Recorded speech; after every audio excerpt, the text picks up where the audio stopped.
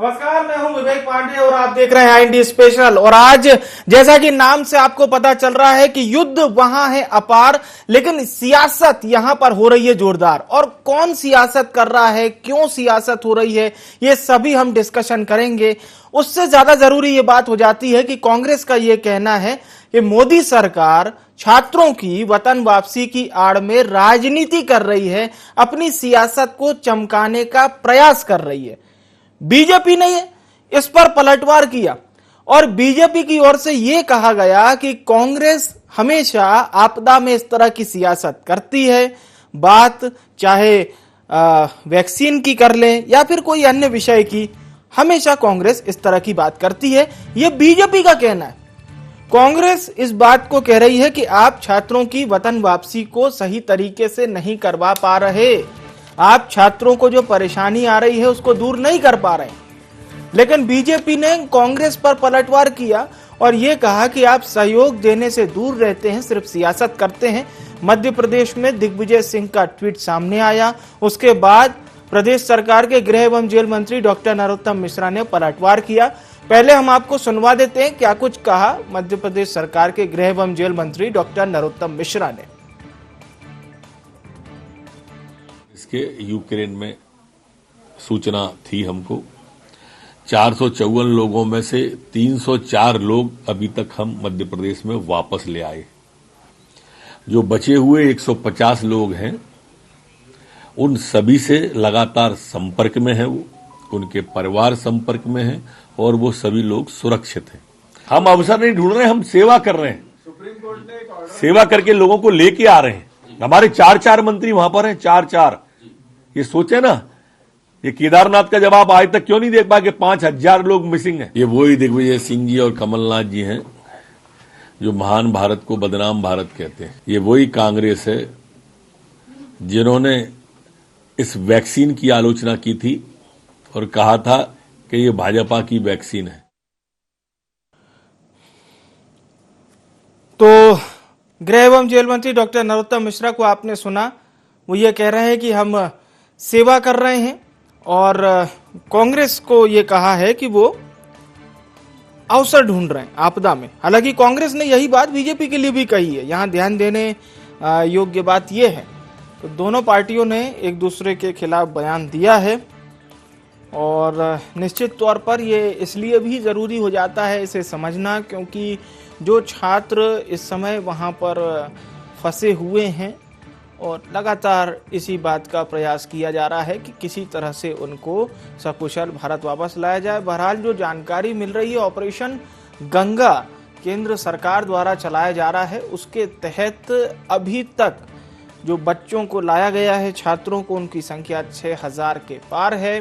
सरकार का ये कहना है कि 6200 से ज़्यादा लोगों को अभी तक हम वापस ला चुके हैं और लगातार हमारा अभियान चल रहा है। 4 केंद्रीय मंत्री लगाए गए हैं इस विशेष अभियान में, जिसके तहत वो विदेश से छात्रों को वापस लाने का काम कर रहे हैं। अब सवाल ये उठता है कि कांग्रेस के ये जो आरोप हैं इसमें कितना दम है। तो इसे समझने की हम कोशिश करते हैं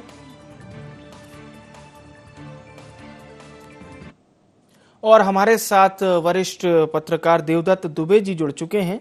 देवदत्त जी, हमने वो समय भी देखा है सर जब यमन में भारतीय फंसे थे और उस दौरान वो सशक्त सरकार नहीं थी, अस्थिरता के दौर से देश गुजर रहा था, लेकिन उसके बावजूद भी 90,000 से ज्यादा की संख्या में यमन से भारत एयरलिफ्ट कर अपने नागरिकों को वापस लाता है।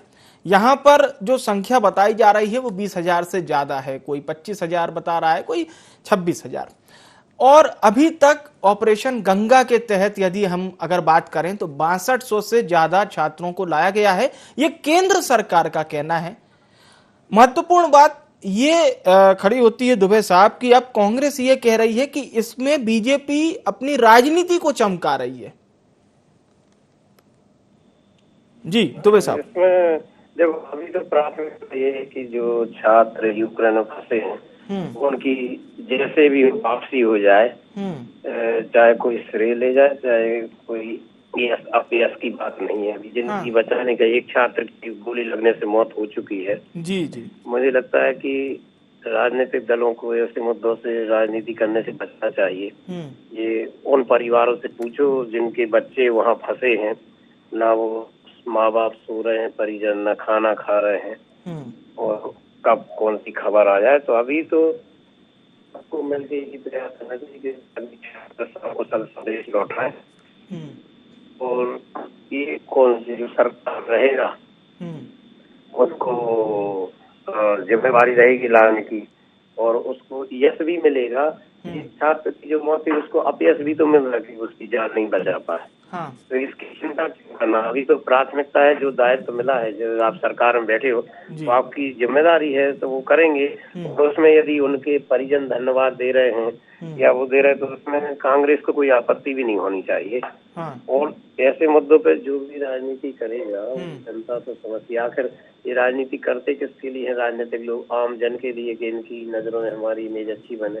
तो ये पब्लिक है, ये सब जानती है, वो समझ जाती है कि आप ये यश के लिए कर रहे हैं या एक जिम्मेदारी निभाते हुए कर रहे हैं, या आपने लापरवाही बरती।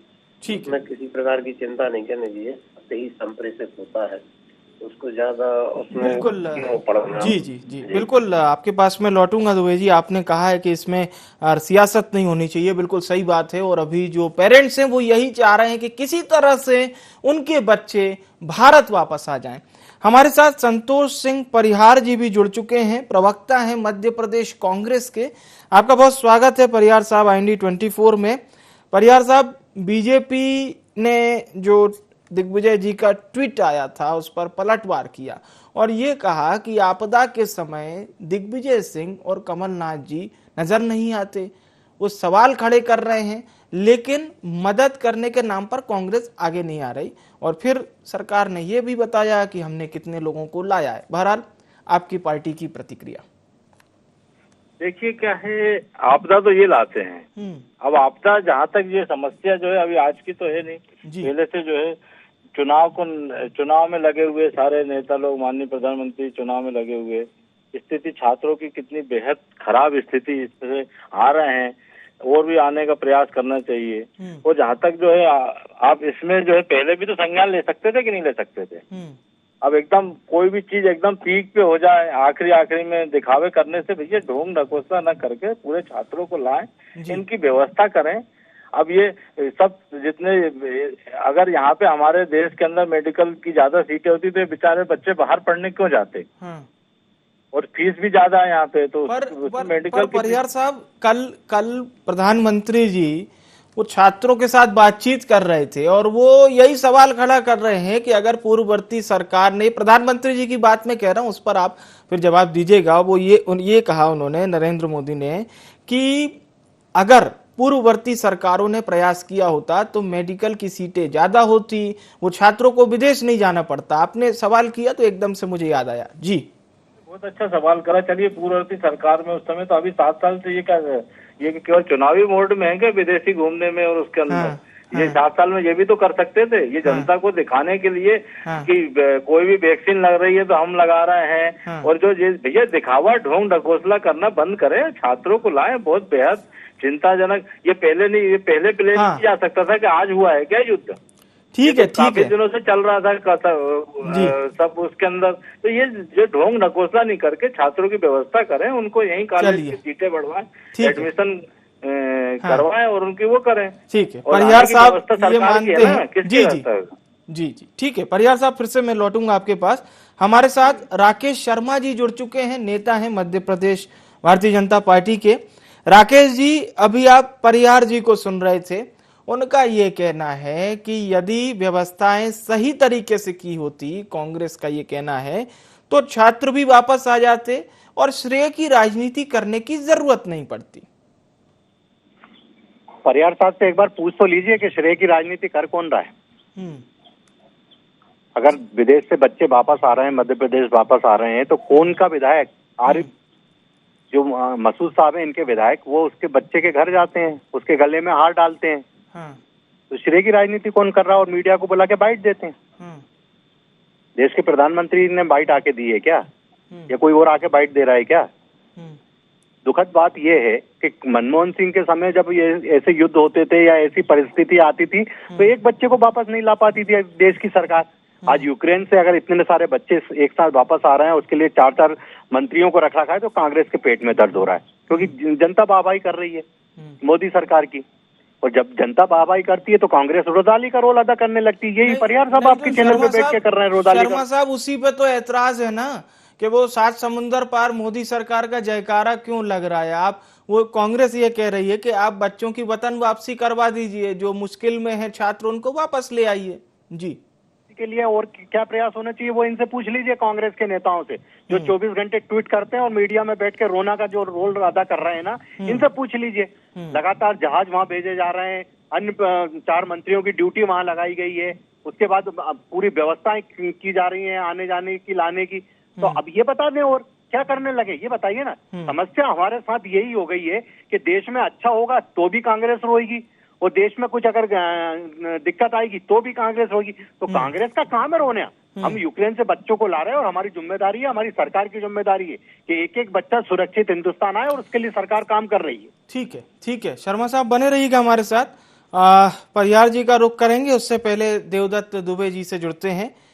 दुबे जी, क्या आपको भी सर ऐसा लगता है कि आपदा के समय में जो हालांकि सरकार से आप पूछेंगे तो सरकार यही कहेगी कि विपक्ष हमारा साथ नहीं दे रहा है और सिर्फ आरोप लगा रहा है, लेकिन जब आम जन इन आरोपों को सुनता है या सरकार के आश्वासन को सुनता है तो एक भावना उसके मन में भी जागृत होती है और वो अपना सही गलत सबका फैसला करता है। बहरहाल स्थिति वैश्विक है। अब हम ये नहीं कह सकते कि रशिया और यूक्रेन में युद्ध हो रहा है तो भारत इससे अछूता होगा। जाहिर सी बात है, एक सुगबुगाहट ये भी चल रही है कि 116 को कच्चा तेल पार कर चुका है प्रति बैरल में, तो ये माना जा रहा है कि बहुत जल्दी पेट्रोल डीजल के रेट भी बढ़ेंगे वगैरह वगैरह। लेकिन इन सबों का एक सेंटर पॉइंट कहाँ मानते हैं आप? ये हर एक चीज, चाहे वो भारत के परिप्रेक्ष्य में आ रही हो या साउथ एशिया के परिप्रेक्ष्य में। देखो, अपने देश में जो पुरातन से भावना है वसुदेव कुटुंबकम की, वो इसीलिए है कि जब सब सुखी रहेंगे तब आप सुखी रह पाओगे। जब युद्ध कहीं भी होगा दुनिया में, उसका असर सब पर आता है, और यूक्रेन जैसे देश का असर तो पड़ना ही है। खासकर तेलों के मामले, महंगाई, जब तेल की महंगाई बढ़ती है तो अन्य चीजों की भी महंगाई बढ़ती है। मुझे लगता है कि अब जो दुनिया ने बहुत तरक्की का दम भरा है, आधुनिकता का बहुत दिखावा हो रहा है, लेकिन ये तो उस दौर में ये युद्ध कहाँ तक जायज है? आप ये समझिए कि युद्ध कोई समस्या का हल नहीं होता है। जी। अब उसके लिए तो सरकार को करना पड़ेगा कि जो अपने स्तर पर देश में जो भी साधन ऐसे हों जिससे आप प्रभावित ना हो। जैसे आज हम मेडिकल की सुविधाएं आजादी के बाद अपने देश में सुलभ करा लेते, सस्ती करा लेते, तो आज बच्चों को पढ़ने बाहर नहीं जाना पड़ता और हमें इस समस्या का सामना नहीं करना पड़ता। अब तैयारी ऐसी करना है, कोरोना काल ने भी दिखा दिया है। बिल्कुल बिल्कुल। पर दुबे साहब, अगर हम भारत को अभी देखें तो भारत ना यूक्रेन के साइड दिखाई दे रहा है, भारत ना रशिया के साइड दिखाई दे रहा है। भारत ने एक तटस्थ मार्ग अपनाया है और रशिया ने अप्रिशिएट किया इस बात को कि अच्छी बात है कि आपने मतलब तटस्थ मार्ग अपनाया, इसको भी अप्रिशिएट किया। तो ये चीजों को अगर हम देखें तो भारत की स्थिति कितनी मजबूत दिखाई देती है, क्योंकि सरकार इस बात को, जाहिर सी बात है अभी हम इसको अगर बीजेपी कांग्रेस मान के चलेंगे तो थोड़ी दुविधा उत्पन्न होगी, क्योंकि ये आपकी डिप्लोमेटिक इमेज की भी एक सवाल होता है जिस पर पूरी दुनिया गौर करती है। बिल्कुल सही कहा आपने। भारत के लिए जब भी बात कही जाती, विश्व गुरु बनने की इसलिए कही जाती कि हम लोग लड़ाई और इन सब चीजों में भरोसा नहीं करते। हमारा यदि हम ऐसे लड़ने वाले होते तो हमारी पाकिस्तान चीन से कितने बार लड़ाई हो जाती, क्योंकि इन लोग जब चाहे अपने देश में इंटरफियर करते रहते। क्योंकि हम हर चीज का रास्ता समाधान, वार्ता से, सामंजस्य से चाहते हैं, समाधान के रास्ते पर चलने वाले लोग हैं और दुनिया को एक संदेश देते हैं। हमारा आध्यात्मिक पक्ष बड़ा मजबूत है कि जहाँ हम लड़ाई से किसी समस्या का हल नहीं चाहते। तो यही भारत की खूबी है कि वो अभी भी ये इस प्रयास में है कि दोनों देशों के बीच युद्ध ना हो, जबकि कई देश आप देख रहे हैं, बड़े बड़े देश हैं जिसमें आग में घी डालने का काम कर रहे हैं, लेकिन भारत कभी ऐसा नहीं रहा। भारत का सहिष्णु जो पक्ष है वो बड़ा मजबूत है और वो दोनों देशों से ये अपील भी कर रहा है कि आप शांति का रास्ता अपनाएं। आप ये युद्ध किसी समस्या का हल नहीं होता। सही ये जी केवल जो अहम और जो ठसक एक होती है ना अपने यहाँ जो कहा जाता है, ये जो उसका है, और जब बातचीत नहीं सफल नहीं हो पाती तब युद्ध का रास्ता अपनाना चाहिए। ठीक है, बिल्कुल सही कहा आपने। जी जी जी, मैं फिर से आपके पास लौटूंगा दुबे साहब। संतोष जी, जो बात हमें शर्मा जी ने बताई थी, वो निश्चित तौर पर शर्मा जी का ये कहना है, जो आपने लगातार उनको सुना भी होगा। खैर, मैं बिना किसी भूमिका के चाहूंगा आप एक बार पहले शर्मा जी के सवालों का जवाब दे दें, फिर हम चर्चा इसमें कंटिन्यू करेंगे। जी परियार जी। है कि जो शर्मा जी जो है ना, शर्मा जी जो बोल रहे हैं कि आरिफ मसूद जी गए वहाँ पे फोटो खिंचवाया, यही बोल रहे हैं ना। तो ये सब चीजें क्या है कि जो क्षेत्र के जनप्रतिनिधि हैं, जनप्रतिनिधि जनता जुड़ा रहता है और उसके अंदर जनप्रतिनिधि जाके अगर उनकी खैर खबर ले रहा है तो इसमें क्या है बुरा। ये ढोंग तो ये कर रहे हैं कि जो है आज जो है इतने लेट जग के जो है, ये पहले छात्रों को पहले भी लाया जा सकता था, लेट इतना हुआ। तो इसमें क्या है, इनका तो क्या है, झूठ बोलो, जोर से बोलो, इससे कुछ नहीं होने वाला भैया।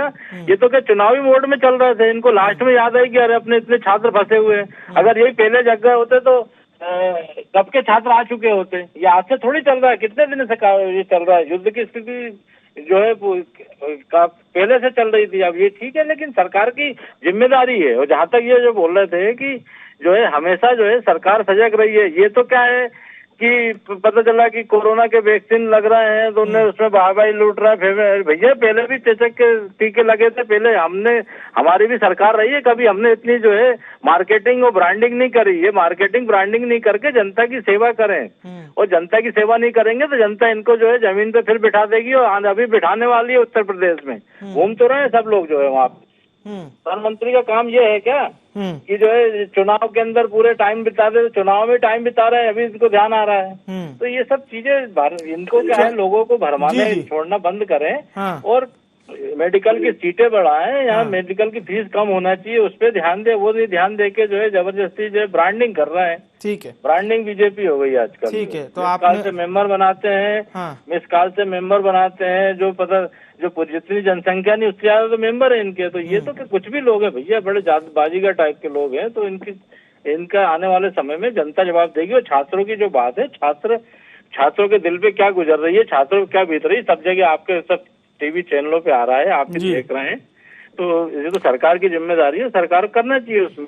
चलिए, मैं सरकार की ओर से सवाल कर लेता हूं। शर्मा जी, परियार जी का ये कहना है कि जब हमारी सरकार थी तो हम भी काम किया करते थे, लेकिन हम इस तरह से ब्रांडिंग नहीं करते थे। जी शर्मा जी, आपसे सवाल है। देखिए, मेरे एक बात का परियार साहब से जवाब दिला दें कि अभी 15 माह की कमलनाथ जी की सरकार थी, जो मिस्टर टीकरनाथ की सरकार कहलाती है।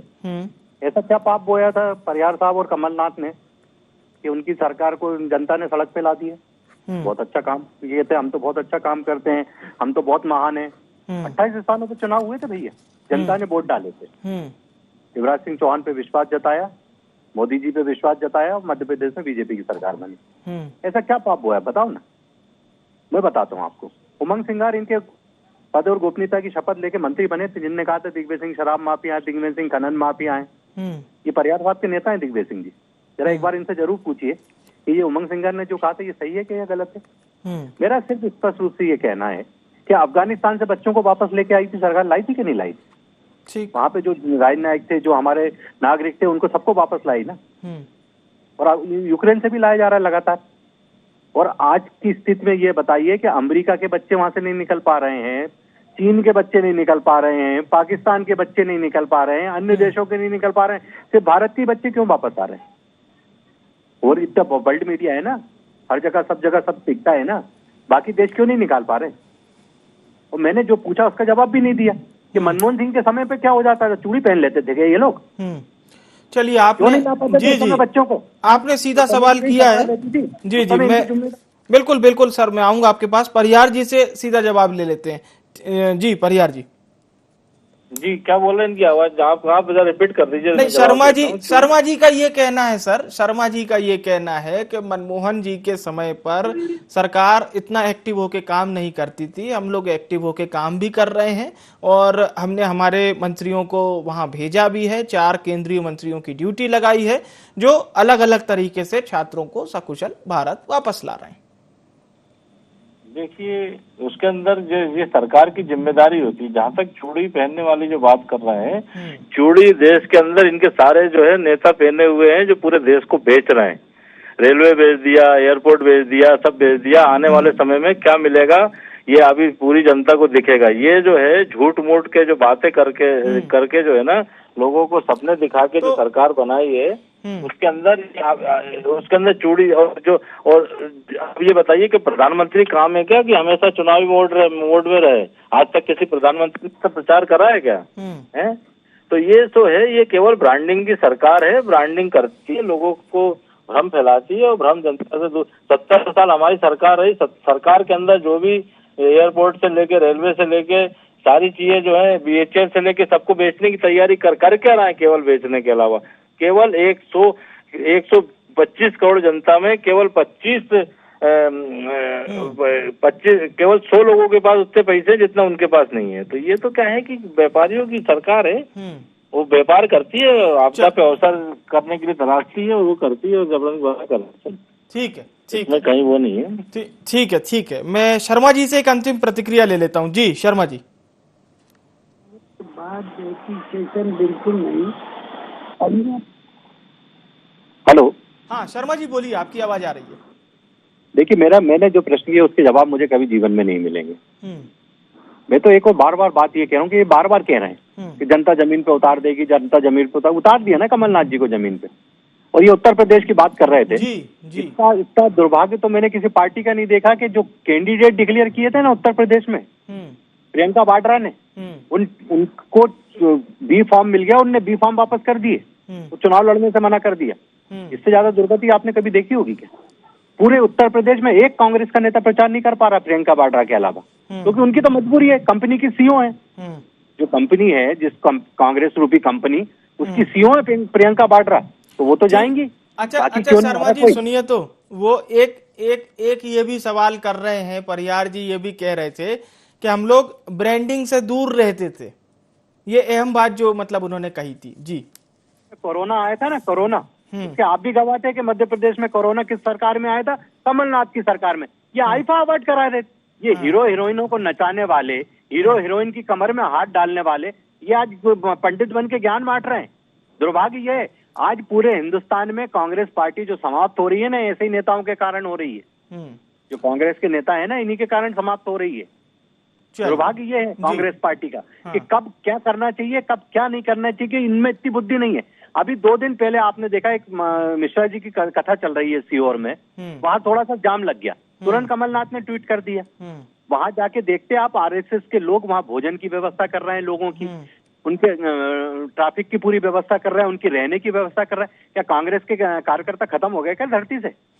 वो जाके व्यवस्था नहीं संभाल सकते क्या? ठीक है शर्मा जी, 5 लोगों को फोटो खिंचवाने भेज सकते हैं फोटो सेशन के लिए, पर वहां मैं बिल्कुल अंतिम दौर में है चर्चा। सर दुबे जी की एक अंतिम प्रतिक्रिया लेते हैं, फिर इस कार्यक्रम का समापन करेंगे। जी दुबे जी।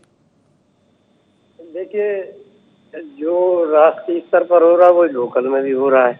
मुझे लगता है कि फिर कहूँगा ये दौर आरोप प्रत्यारोप लगाने का नहीं है, अभी उन नौनिहालों की जान बचाने का है जो वहाँ फंसे हुए हैं, जिनके परिजन मानो एक तरह से तड़प रहे हैं। बिल्कुल। आप जब किसी के घर का बच्चा ऐसा और दूसरे जिले में फंसा होता तब लोग चिंता करते हैं, फिर तो विदेश में फंसे हैं बच्चे। चिंता को समझ सकते हैं। बिल्कुल, आप सभी मेहमानों का बहुत बहुत धन्यवाद हमारे साथ जुड़ने के लिए। तो हम चर्चा कर रहे थे कि यूक्रेन और रशिया में युद्ध जो अपार चला हुआ है, लेकिन मध्य प्रदेश में और देश में सियासत भी देखने को मिल रही है। इसी विषय पर कांग्रेस का यह कहना है, विपक्षी पार्टियों का यह कहना है कि मोदी सरकार वाहवाही कर रही है, छात्रों को सही तरीके से वापस नहीं लाया जा रहा, छात्रों को पहले वापस लाना चाहिए था, वगैरह वगैरह, और भी बहुत सारे सवाल हैं कांग्रेस के।